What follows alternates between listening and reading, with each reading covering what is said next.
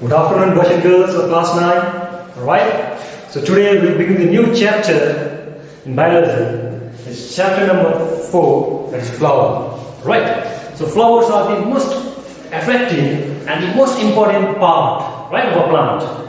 Clear? Alright, now this flower also helps in reproduction. So we can say that it is the reproductive unit of a plant. Like in case of human beings, right? We have got the testes and the ovary that helps in reproduction. But in plant, testes and ovary, so testes are absent. Alright? So therefore, in plants, flowers are the one that will help in reproductions. Clear? So today we'll discuss in detail about the different parts of a flower, the structures, their functions. Clear? So let's begin. Okay, so first of all, we'll begin with the structures of a flower. So all of you have seen the flower, right? They are very colorful. They are very, very attractive, right? So let's see what are the different structures, different parts of a flower. Okay, so look in the figure, alright? So look very carefully. So when we look into the figure, alright, when we look into the flower, what are the structures that we can see? Okay, so look over here. The first part that we look, or that we can see in the flower is the sepals. Clear? So the first component or the first part of the flower is called the sepals or the calyx. So this one, alright, so this part is called the sepals or the calyx, which are green in color. Clear? Then the second component of the flower is the corolla or petals. So this one you can see over here. Alright, so this broad one, they are the petals or they are the corolla, and they are very, very colorful. Clear? So the colorful part of the flower is the petals, which usually attract the insects for pollination. Clear? The third component of the flower is stamens or the androecium. Now which part is the stamen or which part is the androecium? Okay, so look over here. So you can see this figure. Alright, you can see this component. You can see this part. Alright? So this part of the flower is known as the stamen or the androecium. It is the male part of a flower, the male reproductive organ. Yeah. So this one are the stamens. And stamens, my dear, they are composed of anther and filament. Okay, so we'll look in detail afterwards the structure of stamens. Alright. So this stamens is the male reproductive structure, alright, male reproductive part is composed of anther and the filament. Clear? Now, the last component of the flower, okay, the last part of the flower is the pistil or gynoecium. So, this particular part, alright, this particular part you can see over here. So this particular part is called the pistil, or we call it gynoecium, or we also call it carpel. So don't get confused between pistil, carpel or gynoecium. Alright? So simply they are the female reproductive organ of a flower. So this carpel or pistil is composed of stigma. So you can see over here. So this broad shaped part is the stigma. This broad shaped part of the long stalk is called the style. And the broad part, alright, this broad part is called the ovary. And inside the ovary, what we observe? Inside the ovary, we will find the ovule. Here, so these are the most important parts of a flower. So there are mainly 4 components or the 4 parts of flower. What are they? First one is sepal, alright, or we also call it calyx.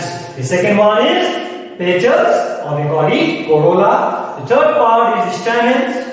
The male part, we also call androecium, which is composed of anther and filament, and the last component is the carpel or pistil or gynoecium, which is the female reproductive structure or the organ of a flower, which is composed of stigma, style, and ovary. Hope this is clear for you. Alright? Okay. The next one. Let's see. What do you mean by complete flower? And what do you mean by incomplete flower? Alright, so what is complete flower and what is incomplete flower? So just now we have learned that the flower has 4 important components. components or the parts. They were calyx, corolla, stamens, and the pistils. Okay, so what do you mean by the complete flower or the perfect flower? Now, if the flower contains all the components, all the parts, that is calyx, corolla, androecium, gynoecium, then we'll call it the complete flower or the perfect flower.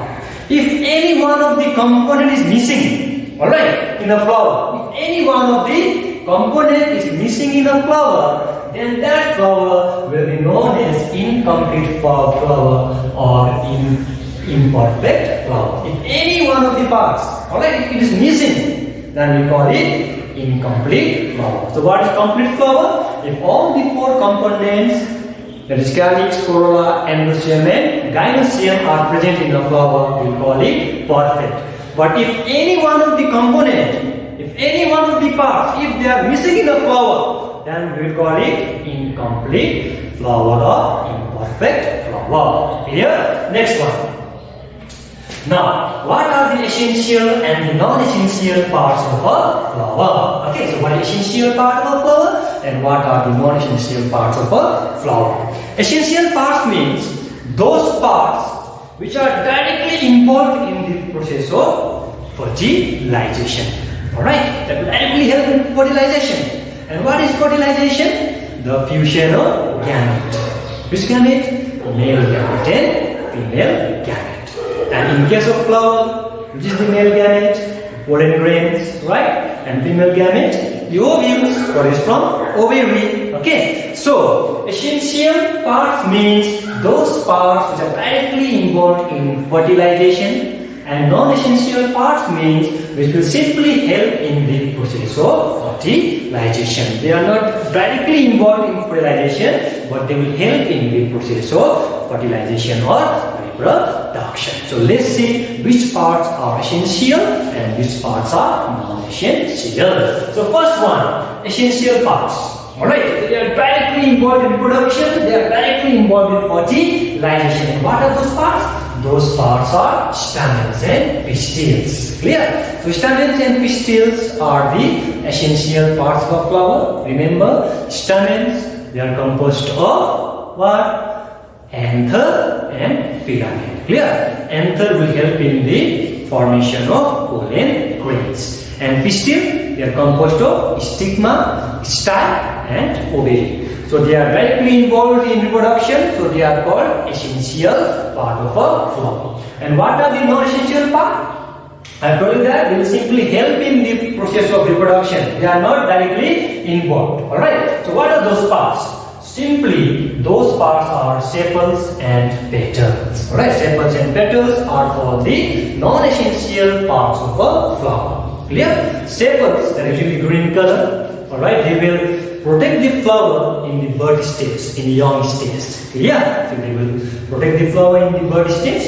And petals, they are highly attractive. They are very, very colorful. They will attract the insects. Alright, like honeybee. Why? Simply for the process of pollination. So this non-essential part, sepals, petals, they will simply help in the process of reproduction. They are not directly involved in reproduction. So they are called non-essential parts of a flower. Clear? But sometimes in a flower, we are not able to differentiate between sepals and petals. Alright, we cannot say this is sepal, this is petals. Clear? We cannot differentiate them. Now when we are not able to differentiate, when we are not able to distinguish that which part of the flower is sepals and which part of the flower is petals, then they are called tepals, T-E-P-A-L-S, tepals, or perianth, P-E-R-I-A-N-T-S, perianth. Okay, so when we are not able to differentiate the sepals and petals, we will call it tepals or perianth. And this perianth, when they are green in color, alright, they are called cephaloid.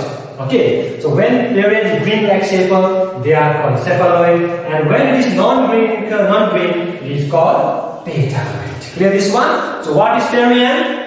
So when we are not able to differentiate between sepals and petals, then it is known as perianth. And when perianth are green in color, we will call it cephaloid, and when they are non-green, we will call it petaloid. Now you can see in the next slide over here which one is stable, alright? Which one is cephaloid and which one is petaloid. So look over here. So in this particular flower we cannot differentiate which is sepal, which is petals. So they are called tepals or perianth. And when these particular perianths are green in color, like the sepals, they are called cephaloid. And when they are non-green, they are called tepal. So they are called petaloid. Hope this is clear for you. Okay, so go through what is perianth or tepals, alright, what is cephaloid and what is petaloid. The next one. Okay, now what is bract? Alright, what does bract means? Now bract means when the flower arises at the edges of a leaf-like structures. Clear? So when the flower will arise at the axis of a leaf-like structures, then that is called bract. Actually, this bract is very, very close to the leaf. Alright? So this is the bract and this is the structure of the leaf. So this bract will be closely attached to the leaf. Alright? So we cannot actually say that is the leaf. Actually that is the bract. So you can see over here. Look in the figure very carefully. So here you can see here. So these are usually the leaf-like structures. Alright? And usually this one is the bract portions. This will be even more visible and more clear when we see into the next picture, the next figure. Okay, we'll come back to the bract. What is bract? So when the flower arises at the edge of a leaf-like structure, which is called bract. Bracts can be green in color or it may be very, very colorful. So over here is green in color, very, very closely attached with the leaf. Or you can see over here it's very, very colorful. Alright? So sometimes there will be sort of confusions. Generally, what are confusions? We will call this colorful bract as the petals. Remember my dear? This one is not the petals. Alright? This is the bract. So over here, the bract are very, very colorful, and the smaller one, these are the flowers. Clear? Okay. Next one.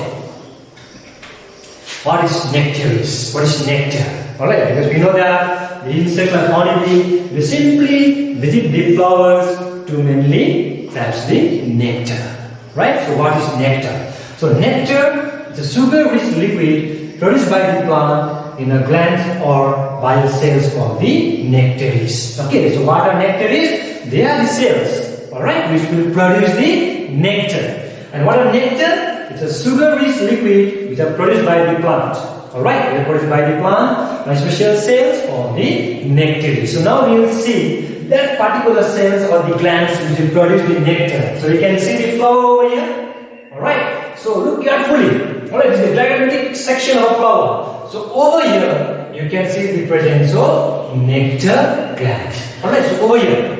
So at these portions you will see the nectar gland, and this nectar gland will produce the sugar-rich liquid called nectar. And mainly the insects, the honeybee, used to visit the flower to mainly collect those nectar. And in that process they will help in pollination. Clear? Okay, next one.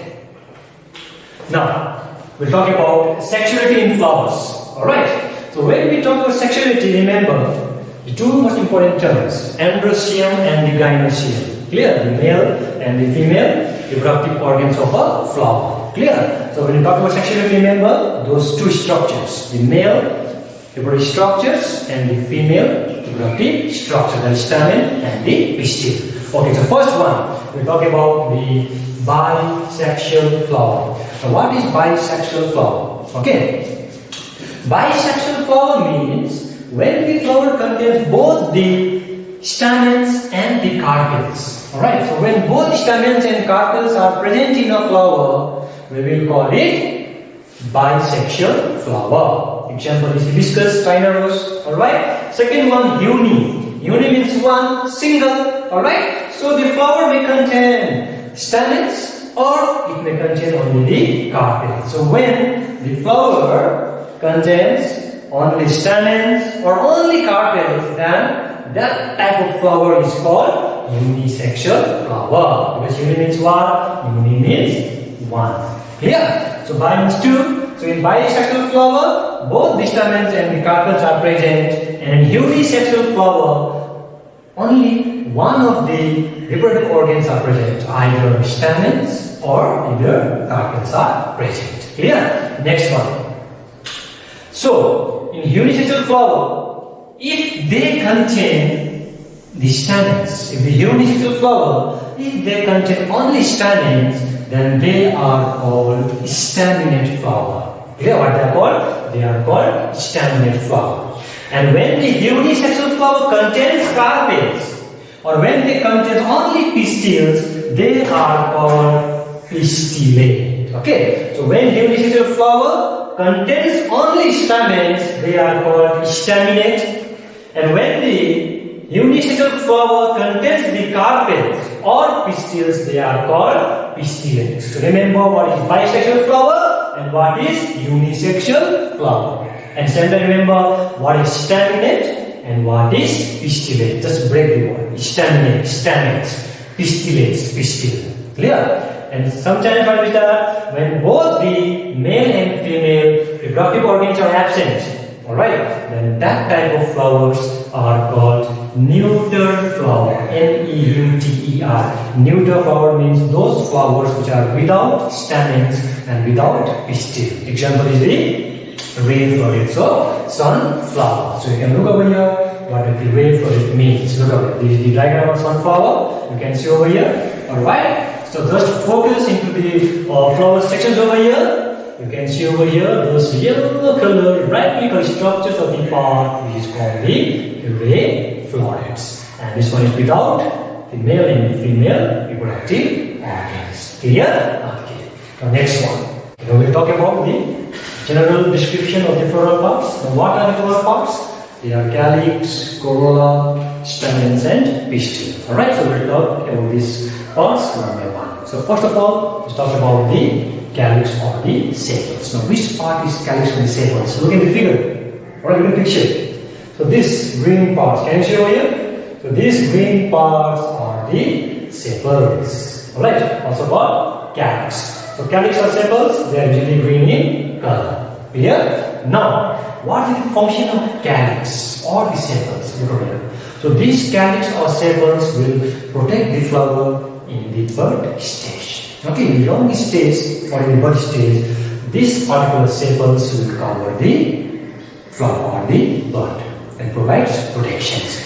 Second one, if they are green in color, alright, if they are green in color, they will also help in photosynthesis. And you all know what photosynthesis is the process by which the green plants will produce or will manufacture food. Okay, so look over here. So these green parts of the sepals or the calyx, alright, they will protect the flower in bud stage, and when they are green in color, they will help in photosynthesis. Now, very carefully look at the picture. You can see the second series of sepals over here. Right? This is the first series and this is the second series. So when the second series of sepals are present, alright, when the second series of sepals are present in a flower, then we will call it epicalyx. What do we call it? We will call it epicalyx. So when the second series of sepals are present in a flower, the first series, first sepal, the second sepal. So when the second series of sepals are present, then we will call it epicalyx. Clear this one? Okay, so this is the epicalyx or the second series of sepals. So this part is the sepal part. And you can remember this colorful part is the petals or corolla. Clear? Now, these sepals, they can be fused with one another or they can be free from one another. Now, what does fuse and what does free means? Okay, so look over here. So regarding the structures of the sepals, whether they are free or they are fused, there are two types of structures over here. One is called polysepalous and the gamosepalous. Alright, now look at the polypetalous part and the gamopetalous part. Just focus at the gamosepalous part and the polysepalous part. Because sepalous means sepals. Okay, poly means free. Remember one more time. Poly means free. Sepalous means, just break the word, sepals. Gamo means fused. Sepalous means sepals. Okay, so gamosepalous means when the sepals are fused with one another. Alright, When the sepals are fused with one another, then we will call it gamosepalous. So you can look at the picture over here, that the sepals are fused with one another. They are not free. Look at the second figure, polysepalous. The sepals are free from one another. They are not joined. They are not fused. So when the sepals are free from one another, we will call it polysepalous. It's clear? So what is gamosepalous and what is polysepalous? Gamo means fused. Sepalous means sepal. So when the sepals are fused, we will call it gamosepalous, and polysepalous. Poly means free. Sepalous means sepals. And when the sepals are free, they are not fused, we will call it polysepalous. Clear? Next one.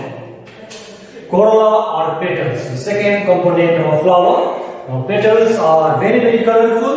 They are very attractive because they have to attract the insects like honeybee for the process of pollination. Look over here. So petals or corolla, they are colorful and the most attractive part of a flower. It also protects the stamens and the pistils when the petals forms a tube. So you can look in the picture. The most colorful part of a flower, and this colorful part of the flower are known as the petals or are known as the corolla. Okay, so the same thing is over here. So these petals can be fused with one another, or it can be free. So regarding that, we have the two terms, polypetalous and gamopetals. Okay, poly means what? Poly means free. Petalous means petal. So when the petals are free from one another, then we call it polypetalous. And when the petals are fused with one another, we will call it gamopetalous. So gamo means fused, petalous means petals. So when the petals are fused with one another, we will call it gamopetalous. And when the petals are free from one another, we will call it polypetalous. Alright, don't get confused. So what you learned? We learned about gamosepalous, polysepalous, polypetalous, and the gamopetalous. Alright, so go through these words very carefully. Clear? Don't get confused. The next one, we're talking about the gynosium or the carpel or the pistil, which is the female reproductive organ of a flower. Look in the figure carefully over here. Now pistil or the carpel, they are composed of stigma, the broad part of the flower, which will help in receiving the pollen grains. Alright? Then the second part is the style, and the last part is the ovary. So this stigma, style, and ovary, they are the part of the pistil. They are the part of the female reproductive organ. So you can see in the figure. So this particular part is the stigma. Alright? And this stigma will receive the pollen grain. Alright, after receiving the pollen grain will produce the male gamete and it will pass through the style. Okay, so through the style, the male gamete will pass and will reach into the ovary. And inside the ovary, we will find ovules. Clear? And inside the ovary, there will be fusion of male gamete and the female gamete, which is called fertilization. So carpel or pistil is mainly composed of stigma. It will receive the pollen grain. Then second component is the style. This part, alright, the center part, through which the pollen grain into inside the ovary. So this component is the ovary, and inside the ovary we will find the female gamete, which is called the ovule. So together we will call it carpel or pistil, or we will call it gynosium. Alright? Okay, next one. Androecium or the stamens, which is the male part of a flower. And remember, those unisexual flower which contains stamens, they are called staminate. What do we call it? We will call it staminate flower. So look over here. The stamen is mainly composed of anther and the long slender filament, which is called filament. So this part is called the filament and this part is called the anther. Anther is bilobed. It's composed of two lobes. So this is the first lobe and this is the second lobe. Alright? And this anther will produce the pollen grains. So you can look at this figure. So this is the part of the anther. Alright? We have dissected the anther part. So this is the interior part of the anther. And you can see very clearly over here that the anther contains the pollen sacs. So these are the pollen sacs which are present inside the anther. Clear? Now each lobe, over here, each lobe of the anther contains 2 pollen sacs. So this is the first lobe of the anther, you can see over here, alright? And this is the second lobe of the anther. So all together in the anther, we will find 4 pollen sacs. And inside the pollen sacs, we will find pollen grains. What do we find? So inside the pollen grains, or inside the pollen sacs, we will find pollen grains. Clear? So when the anther matures, this pollen sac will rupture, alright? And from this pollen sacs, what comes out? The pollen grains comes out. Clear? So one more time. So androecium, the stamens are the male part of the flower, which is composed of anther and the filament. Okay? Anther will help in the production of pollen grains. So this particular structure you can see over here is the part of the anther. So when we cut the anther, alright, transversely, we call it TS section, transverse section. So you observe that the anther is composed of 2 lobes. This is the first lobe of the anther, and this is the second lobe of the anther. And in each lobe of the anther, we will find the pollen sacs. So altogether, there are 4 pollen sacs inside the anther, and pollen sacs contains the pollen grains. So when the anther matures, these pollen sacs will be ruptured, they will break down, and they will release the pollen grains. Clear? Okay. You know the stamens, right? The stamens, they can be free, or even they can be fused, right? So when the stamens, they are free, we call it polyandrous. What do we call it? Polyandrous. The word poly means free, and androus means androecium. Alright, so let's simply break the word. So polyandrous. Poly means what? Poly means free, and androus means androecium. So when the stamens, they are free from one another, we'll call it polyandrous. Sometimes these stamens can be fused. So when they are fused, we'll call it monadelphous or didelphous or polydelphous. So what does monadelphous means? Alright, mono means 1. Alright, so what does mono means? Mono means 1. So what does monadelphous means? So when the stamens are united in one group, remember, when stamens are united in one group, in a single group, then we call it monadelphous. So look over here. These are the stamens. Alright, you can see. This part is the anther part, this is the filament part. So all of them are united in a single group, in a one group. So when they are united in a one group, we call it monadelphous. Clear? Now second one, didelphous. Di means what? Di means 2. So when the stamens are united in 2 bundles, in 2 groups, like in the pea, we call it didelphous. Over here you can see, this is the filament part, this is the anther part. So this is the first group, alright, and this one is the second group. So when the stamens are arranged in 2 groups, we call it didelphous. So di means what? Di means 2. The third one, when the stamens are united in several groups, in more than 2 groups, what do you call it? We call it polydelphous. What does poly mean? Poly means multi, or poly means many. So when the stamens are united, these are the stamens part with the anther and the filament. So when these stamens are united in more than one group, then we call it polydelphous. Alright? So stamens can be free.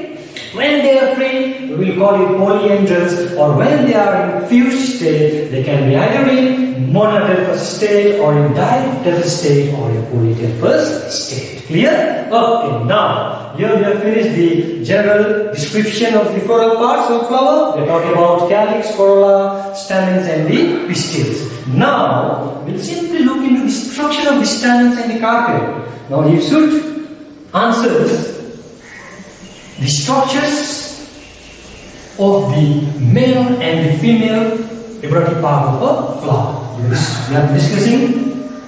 So, you can diagram very carefully now, alright? So here, you can see the structure of a stamen. So this is the structure of a stamen, and this is the structure of a carpel or a pistil. So first of all, you just see the structure of stamen. So stamen is composed of anther. So this one is the anther, and the long slender stalk of the filament. Okay, so stamen is mainly composed of anther and the filament. They are the male reproductive organ of a flower. We also call it androecium. Clear? And this anther will help in the formation of pollen grains. Alright, this is male gamete. This pollen grains will help in the formation of male gametes of a flower. Now, looking at the carpel of pistil. Carpel of pistil is composed of stigma. Alright, it's composed of style and the good part of the ovary. Alright, and inside the ovary you will find the ovule, which is the female gamete of a flower. Now I think you can differentiate between the male part of a flower, that is stamen, and the female part of a flower, that is carpel or pistils. So when the unisexual flower only contains the stamen, they are called staminate flower, and when they will contain the carpel or the pistil, they are called pistillate flower. Clear now? Okay. So next one. Let's see. So previously we have told that inside the ovary we will find ovules. Okay. So now we'll talk about the arrangement of ovules. So look over here. So when we are looking into the ovary part of a flower, alright, we have seen the presence of ovules. Yeah, inside the ovary, what were present? Ovules were present. So look over here. So this is the ovary part. These are the ovules. So these are the ovules which are present inside the ovary. So you can see the different types of arrangement of ovules inside the ovary. Clear? So the arrangement of ovules. Alright, one more time. The arrangement of ovules, the wall of the ovary is called placentation. So what is placentation? It is the arrangement of ovules to the wall of the ovary. So here you can see the picture. Alright, you can see the different modes of arrangement of the ovules, the wall of the ovary. So the arrangement of ovules on the wall of the ovary is called placentation. Alright, and after fertilization, after the fusion of male gamete and female gamete in a flower, this ovule will develop into seeds. One more time. After fertilization, the ovules will develop into seeds and the ovary will develop into fruits. Okay, so these are the changes that occurs in the flower after fertilization. So ovules will change into seeds and the ovary into fruits. And what is placentation? It is the arrangement of ovules to the wall of the ovary. Okay, so look in the picture, so you can see the different mode of arrangement of ovules inside the wall of the ovary. Here, okay. Next one, what is inflorescence? Alright, we have seen the flower, right? So what is inflorescence?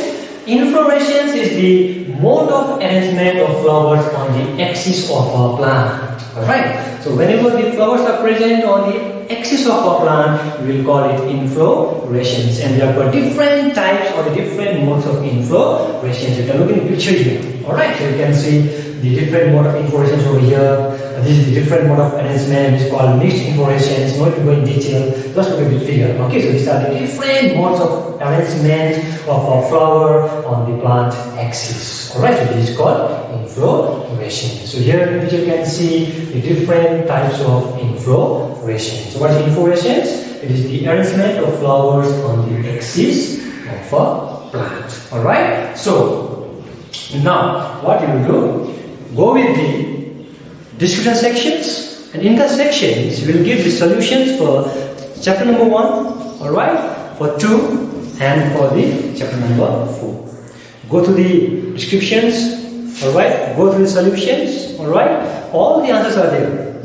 Answers for the progress check, alright, answers for the in-text questions. So kindly go through it, alright, go through the notes, clear, write it down, alright, and very careful while writing the answers. Clear? Because most of the answers might be wrong in the solutions. Clear? So use your eye and use your brain and write the solutions. Clear? So it will be provided in the descriptions, go through it. So the answers will be there for the progress check and for the in-text questions for chapter number 1, for 2, for 3, and for the 4. Alright? So this will be homework for you. Write it down and you will bring it whenever the lockdowns gets over. Alright? See you in next class. Thank you.